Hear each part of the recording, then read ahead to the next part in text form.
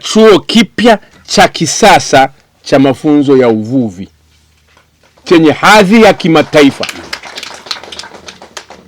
Nafurahi kwamba mmeunda kamati ya mazungumzo baina ya chuo kwa niaba ya wizara na mamlaka ya bandari TPA, lakini hiyo kamati lazima ishirikishe viongozi kutoka wizarani, kutoka ofisini kwangu.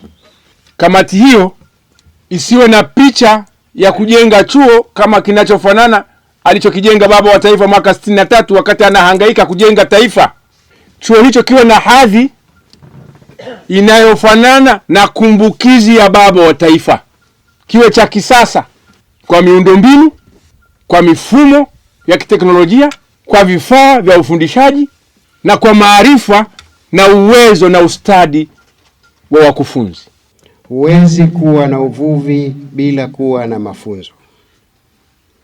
Na wenzetu nchi nyingine hata akianzisha reli, anaanzisha chuo cha reli kwanza, kwa sababu inabidi uendeshe kwa kutumia wataalamu. Huwezi kutegemea wataalamu mara zote kutoka nje. Wataalamu wa ndani inakuwa ni silaha, ni usalama, ni ujasiri. Wataalamu wa ndani na wakiwa wazalendo hawawezi kudanganya, na sio rahisi kutumika kuhujumu maslahi ya nchi. Kwa hiyo, Mheshimiwa Waziri, chuo hiki ni hazina kwa taifa na ni hazina katika sekta ya uvuvi.